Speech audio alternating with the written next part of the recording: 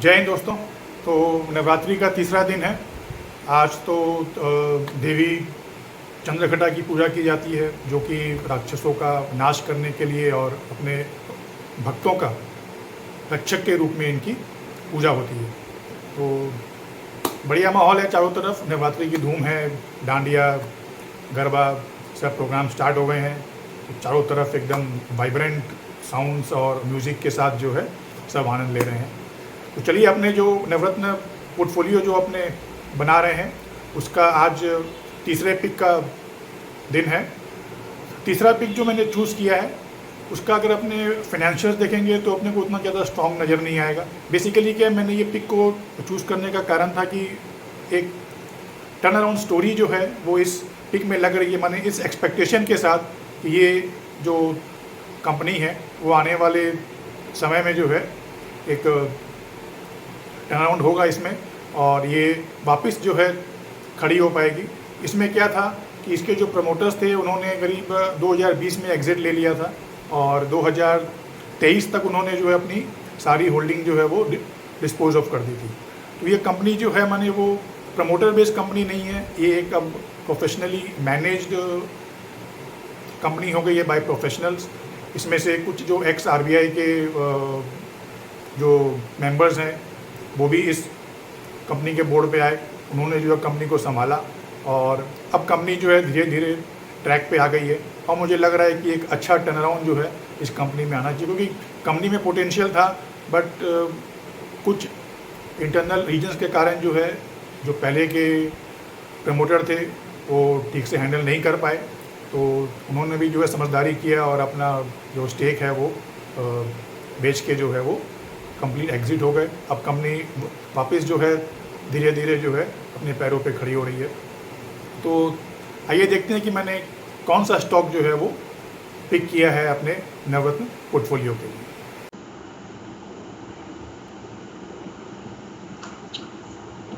तो फ्रेंड, जिस कंपनी के बारे में मैं बात कर रहा हूँ वो कंपनी है सम्मान कैपिटल लिमिटेड। ये नाम थोड़ा सा आप लोगों को नया लग रहा होगा। इसका पुराना नाम था इंडिया बुल्स हाउसिंग फाइनेंस। अब लग रहा है ना कि कोई पहले की कंपनी है। ये जो है इंडिया बुल्स हाउसिंग फाइनेंस था इसका पहले नाम। यही कंपनी जो है 2020 में जो इनके प्रमोटर थे मिस्टर समीर साहब, उन्होंने जो है कंपनी से एग्जिट ले लिया, और 2023 में जो है उन्होंने अपनी पूरी होल्डिंग जो है डिस्पोज कर दी। इसके बीच में मिस्टर एस मुंद्रा है, जो कि आरबीआई की एक्स मेंबर है। उनको जो है इसके बोर्ड पे अपॉइंट किया गया, और उन्होंने जो है पूरी कंपनी को संभाला। और कंपनी के जो शेयर्स थे वो ब्लैक रॉक करके एक कंपनी है, वो ये डायरेक्टली होल्ड नहीं करती है, बट उनके जो 3-4 कंपनीज हैं उनके थ्रू जो है इस कंपनी के शेयर वो होल्ड करती है। वो अपने आगे डिस्कस करेंगे जब अपने कंपनी का शेयर होल्डिंग पैटर्न को देखेंगे। तो आइए अपने पहले देखते हैं इंडिया बुल्स हाउसिंग फाइनेंस। तो नाम काफ़ी पुराना है, और ये जैसे कि नाम से लग रहा है कि हाउसिंग फाइनेंस सेक्टर को बिलोंग करती है। अपने थोड़ा जो कंपनी के बारे में एक बार जान लेते हैं कि कंपनी क्या है।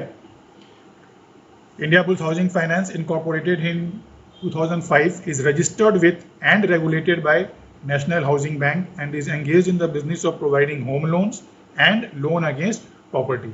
It also provides corporate mortgage loan, lease rental discounting and residential construction finance. तो बेसिकली जो पूरा लोन का बिजनेस है, फाइनेंस का बिजनेस है, वो कंपनी जो है ऑफर करती है। इनका मेन बिजनेस होम लोन्स का है और लोन अगेंस्ट प्रॉपर्टी का है, बट ये धीरे धीरे जो है अब और भी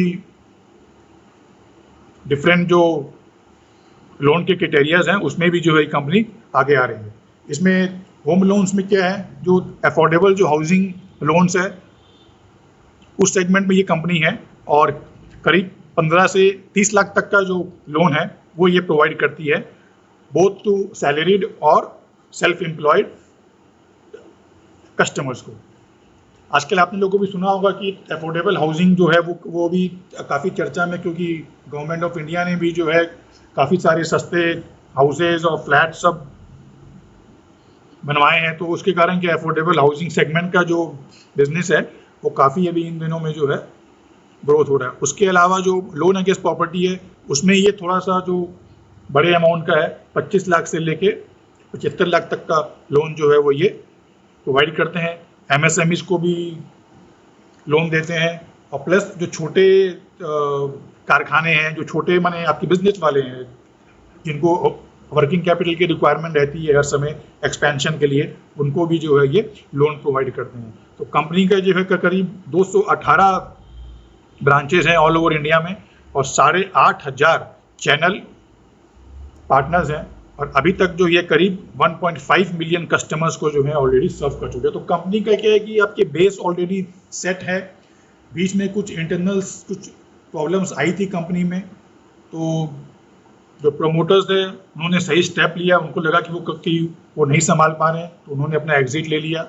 एक अच्छे प्रोफेशनल बोर्ड को जो है उन्होंने हैंडओवर किया, और उन्होंने फिर आके जो है कंपनी को अच्छे से मैनेज किया। सब कुछ सेट था, इनके ब्रांचेज, इनके कस्टमर, सब कुछ सेट था। बस खाली जो है एक फिर से एक होते हैं ना वो एक रिजुविनेटेड एनर्जी, उसकी ज़रूरत थी, जो कि नए बोर्ड ने जो है आने के बाद जो है कंपनी को दे दी। अब उसके कारण क्या है कि जब उस समय के जो प्रमोटर्स थे वो काफ़ी सारे लोन्स और डेब्ट्स के कंपनी में आ गए थे, पर कंपनी ने काफ़ी हद तक जो है अब उन सबका रीपेमेंट कर दिया है। तो उसके बारे में अपने आगे देखेंगे कि क्या अभी तक है नहीं। इसके अलावा अपने आपका देखते हैं कि the company has co-lending agreements with 10 banks. ये खुद तो लोन प्रोवाइड करते ही हैं, प्लस 10 बैंक्स के साथ में जो है इनका टाई अप है। सेंट्रल बैंक ऑफ इंडिया है, येस बैंक है, Indian Overseas Bank, Bank of Baroda, Ratnakar Bank, Punjab and Sindh Bank etcetera. तो उनके थ्रू भी जो है ये कंपनीज जो है लोन्स प्रोवाइड करती है। इसके अलावा जो है अब कंपनी इंश्योरेंस में भी आ गई है। इसमें ये जनरल इंश्योरेंस के प्रोडक्ट्स हैं, लाइफ इंश्योरेंस के प्रोडक्ट्स हैं, उसको भी जो है ये अब सेल जो है करने लग गई है। तो काफ़ी सारे जो फाइनेंस के फील्ड में हैं, अब धीरे धीरे कंपनी जो है वो कदम रख रही है। और देखिए इन नवंबर 2024 में the company acquired the ₹7,200 crore legacy loan book from its subsidiary Sammaan Finserv limited at fair market value. The subsidiary has been, उन्होंने इसका जो है एक्वायर्ड किया था। 2024 में क्या है कि 2024 के पहले आपकी बेसिकली 2019 में क्या है कि कंपनी के अगेंस्ट में जो है एक PIL फाइल हुई थी कि कंपनी के अंदर में जो है काफ़ी सारे इरेगुलरिटीज़ है, और कुछ भी फंड्स वगैरह जो है यहाँ से वहाँ जो है आपके सिफंड ऑफ हुई थी। बट दिल्ली हाई कोर्ट ने जो है सारे मैटर्स का फिर से इन्वेस्टिगेशन करवाया थ्रू RBI, थ्रू सेबी, और सब कुछ फिर से ऑडिट करने के बाद जो है फरवरी 2024 में जो है दिल्ली हाई कोर्ट ने जो है इनको जो है आपके क्लीन चिट दे दी कि नहीं, कि जो भी PIL वगैरह जो भी फाइल किए गए थे उसमें कहीं कोई सच्चाई नहीं है। कंपनी के अंदर में जो है कहीं कोई ऐसा रॉन्ग डूइंग्स या कोई भी ऐसा गलत चीज़ जो है वो नहीं मिला है। तो क्या है कि उससे फिर जो है कि कंपनी में जो एक दाग लगा था वो भी क्लियर हो गया कि नहीं, कंपनी के जो है वो कुछ नहीं है ऐसा। डेप्ट रीपेमेंट का जो मैं बोल रहा था, since September 2018 the company has repaid डेप्ट of ₹1,79,000 crore on a gross basis and 82,500 crore on net basis. तो अब 2018 से लेके अभी तक कंपनी ने जो है करीब 1,79,000 करोड़ का डेप्ट जो है वो अपना रीपेमेंट कर दिया है। Q2 for the financial year 2025 में अभी भी जो है कंपनी के ऊपर करीब 46,000 करोड़ रुपया की लायबिलिटी है। बट लग रहा है जिस तरह से कंपनी अब अच्छा परफॉर्म कर रही है और खड़ी हो रही है, ये पेमेंट भी जो है बहुत जल्दी आने वाले समय में क्लियर हो जाएगा। और कंपनी ने जो है FY27 के लिए जो है करीब 1 लाख करोड़ के प्लस AUM का टारगेट रखा है with an annual dispersal of ₹35,000 crore. और इनका टारगेट ये है कि इनके जो NPAs है उनको 1.2% के बिलो लेके आए। तो कंपनी का वही है, अगर अपने जो है अभी देखेंगे स्टेज में अपने को लगेगा कि भी अभी कंपनी को बहुत सारे काम करने हैं, बात एकदम सही है।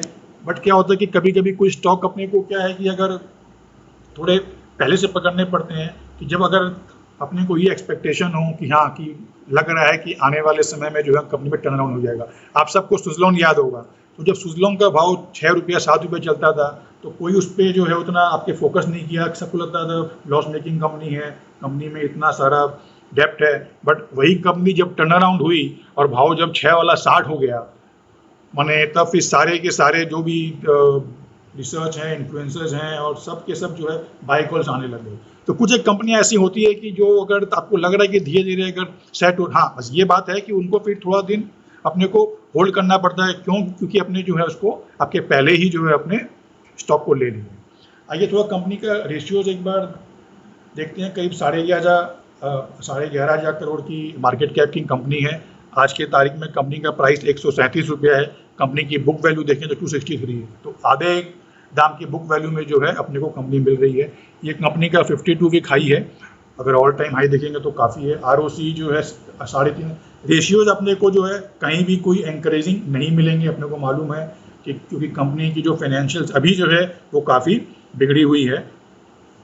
तो अपने आगे बढ़ते हैं। रेशियोज में अगर अपने तभी देख के कोई मतलब नहीं है, कंपनी का चार्ट है। एक बार जरा कंपनी का अपने प्रॉफिट एंड लॉस देख लेते हैं। कंपनी का प्रॉफिट एंड लॉस में देखिए अपने 2023 में करीब 8700 करोड़ रुपया का रेवेन्यू था, जो आपके 24 में 8600 है, 25 में 8700। तो रेवेन्यू भी जो है अगर देखें तो लास्ट 4 साल से जो है एकदम फ्लैट है, कहीं कोई इसमें नहीं है।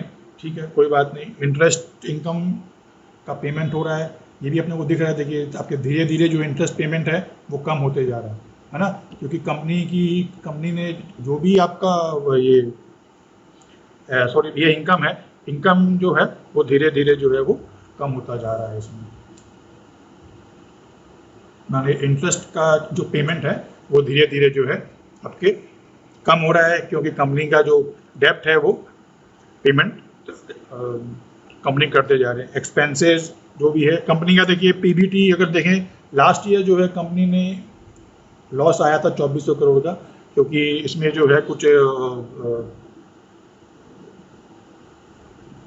टैक्स के वगैरह के जो है कुछ इसमें कुछ एक वन ऑफ जो एक्सपेंस है वो कंपनी ने बुक कर लिया था, कि ताकि कंपनी के जो भी सब पेंडिंग लिटिगेशंस और मैटर्स हैं उन सबको एक बार में जो है वो चीज़ अपने जो है बैलेंस शीट से क्लियर कर दें। तो ये हो गया अपने EPS वगैरह भी आपको सब नेगेटिव मिलेगा। फाइनेंशियल्स जो है वो कहीं नहीं मिलेगा। ये जो EPS नेगेटिव है तो उसका रीज़न वही है जो कंपनी ने एक बार वन टाइम लॉस बुक किया है। नहीं तो आप देखें तो करीब आपके 16 साढ़े 16 की EPS में जो है ये कंपनी अपने को मिल रही है। अपने जो शेयर होल्डिंग पैटर्न की बात कर रहे थे, देखिए प्रमोटर की होल्डिंग जो है वो यहाँ पे अपने को एकदम जीरो मिलेगी, क्योंकि प्रमोटर ने जो है वो 2023 में जो है वो कम्प्लीटली एग्जिट ले लिया था। अब इसमें क्या हो रहा है, जो अभी जो होल्डिंग कर रहे थे कि FIs, ये सब जो कंपनीज हैं, वैनगार्ड यहाँ पे लिखा हुआ है ना, वैनगार्ड हो गया, टोटल हो गया, वैनगार्ड इमर्जिंग हो गया, ये सारे के सारे ब्लैक रॉक के ही हैं। तो ये सब जो हमारी आपकी कंपनियां हैं सब ब्लैक रॉक की कंपनियां ही हैं। इसके अलावा तो और भी कुछ एक फंड्स हैं जो कि शेयर होल्ड करते हैं। हालांकि इसमें अभी ये आपके स्मॉल वर्ल्ड है, ये भी जो है उन्हीं की कंपनी ही है। तो ये जो है वो कर रहे हैं। इसमें पब्लिक शेयर होल्डिंग में अगर आप देखोगे तो प्लूटस वेल्थ मैनेजमेंट के पास जो है वो करीब 7.94% शेयर है। अभी ही कुछ 2-3 दिन पहले ही जो है इन्होंने करीब अपनी होल्डिंग जो है 1% कुछ से जो है वो और घटाई है और मार्केट में शेयर बेचे हैं। तो किंतु ऐसा नहीं है कि वे कम्प्लीटली एग्जिट ले रहे हैं, अभी भी उनकी जो होल्डिंग है वो बनी हुई है। तो ये था कंपनी का शेयर होल्डिंग पैटर्न। अपने कंपनी के फाइनेंशियल्स देख लिए, हालांकि कुछ वैसा एनकरेजिंग नहीं है देखने लायक। टेक्निकल पे अपने आते हैं एक बार। ये देखिए, ये इसका चार्ट है।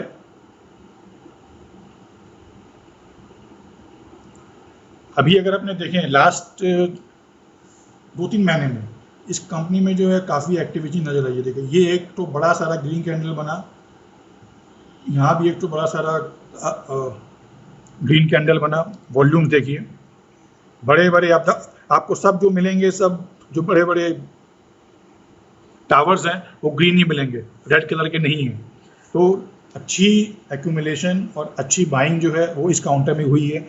ये काउंटर जो है इस लेवल पे आके बार बार अटक रहा है, 2 बार अटक चुका है ना। तो ये मेरे को लग रहा है कि इस बार जो है इसको ये यहाँ से जो है वो एक बार ब्रेकआउट करेगा। आज ये 136.41 पे बंद हुआ है। आप इसको धीरे धीरे अपने पोर्टफोलियो में शामिल कर सकते हैं, एक साथ मत लीजिए, कुछ एलोकेशन अभी कर दीजिए और कुछ वेट करिए कि अगर ये जो बॉक्स है इसको एक बार ये इससे निकल जाए ना, तब फिर जो है आप इसमें अपने जो भी आपको लेना हो, जितना लेना हो, आप इस लेवल पे आके ले सकते हैं। तो ये जो है काफ़ी इस जोन में एक्यूमुलेशन हुआ है। देखिए ये वाला एक रेड कैंडल भी आया, बट रेड कैंडल आने के बाद भी जो है कोई बहुत बड़ा नीचे वॉल्यूम वाले में जो है कोई बहुत बड़ी आपके टावर नहीं आई है। तो खाली से माने के भाव टूटे थे, बट वॉल्यूम जो है वो नहीं हुआ। तो टेक्निकल चार्ट भी जो है वो अब जो है कंपनी का धीरे धीरे करके काफ़ी अच्छा लग रहा है। और एक बार ये बॉक्स का ब्रेकआउट हो जाए तो मेरे को लग रहा है कि यहाँ से एक अच्छा मूव आना चाहिए। ये काउंटर देखिए थोड़ा सा वोलेटाइल काउंटर है, इसमें मूव भी जो है वो काफ़ी जोर से आती है, ऊपर भी और नीचे भी। तो अपने अच्छे से स्टडी करके जो आपके फाइनेंशियल एडवाइज़र हैं उनसे साथ में डिस्कस करने के बाद ही जो है इसमें आप इन्वेस्ट करें। और जो अपना पूरा पोर्टफोलियो है ऐसा ना करें, अगर आपको लगता हो क्योंकि अभी भी ये इसके फाइनेंशियल्स मजबूत नहीं है तो इसका जो एलोकेशन है वो थोड़ा सा आप कम भी रख सकते हो। बट मेरे को एक्सपेक्टेशन है कि एक अच्छी इसमें जो है आपके टर्न अराउंड जो है वो इस कंपनी में होना चाहिए। तो ये था अपना थर्ड स्टॉक जो कि अपने फंडामेंटली और टेक्निकली जो है आपके डिस्कस कर लिए। तो ये मेरा जाने के पहले एक बार फिर से बता दूँ, ये मेरा यूट्यूब चैनल है। इस चैनल में आपको सारे वीडियोस मिल जाएंगे। अभी जितने भी IPOs आ रहे हैं उन सब का वीडियोस आपके बना हुआ है विद प्रॉपर रिसर्च के साथ। उसके अलावा मेरा ऑलरेडी डे 1 की पिक और डे 2 की पिक का वीडियो जो है वो ऑलरेडी अपलोडेड है, तो उसको आप ज़रूर से देखें। उसके अलावा काफ़ी सारे लर्निंग के वीडियोस, फिर प्रमोटर की एक्टिविटी क्या हो रही है, FIs क्या एक्टिविटी कर रहे हैं, DIs क्या कर रहे हैं, वो सारे के वीडियोस भी आपको मेरे चैनल पे मिल जाएंगे। तो जो भी मेरा वीडियो फर्स्ट टाइम देख रहे हैं वो ज़रूर से इसको जो है सब्सक्राइब करें, वीडियोस को लाइक करें और कमेंट करके मुझे बताएं कि आपको मेरा वीडियो जो है वो कैसा लग रहा है। तो मिलते हैं फ्रेंड्स फिर अपने नेक्स्ट वीडियो में। तो इसका मैंने आपको जो टारगेट नहीं बताया, अपने जरा यहाँ पे एक बार कर लेते हैं। देखिए फाइनेंशियल्स तो नेगेटिव है ही, जो जैसा कि मैंने कहा टेक्निकली जो है चार्ट पे जो है काउंटर जो है अब स्ट्रॉन्ग लग रहा है। अभी जो CMP है 230 136 के अराउंड है करीब। और जैसा कि मैंने इस स्टार्टिंग में ही कहा था कि जिस दिन मैं वीडियो बनाऊंगा तो उसी दिन जो है मैं भी इस शेयर में अपने पोर्टफोलियो के लिए परचेज करूंगा। तो ये मेरा डिस्क्लेमर है। तो मैंने भी ऑलरेडी जो है शेयर आज परचेज किया है और मेरे को लग रहा है कि इसमें मिनिमम टारगेट जो है अपने को 200 से लेके 225 तक के जो टारगेट है अपने को मिलने चाहिए। और बट किंतु इन्वेस्ट करने के पहले आप अच्छे से पूरे रिसर्च करें, इंफॉर्मेशन लें और आपके जो फाइनेंशियल एडवाइज़र है उनके साथ में डिस्कस करने के बाद ही जो है इसमें एंट्री लें। तो मिलते हैं फ्रेंड्स विद नेक्स्ट वीडियो में।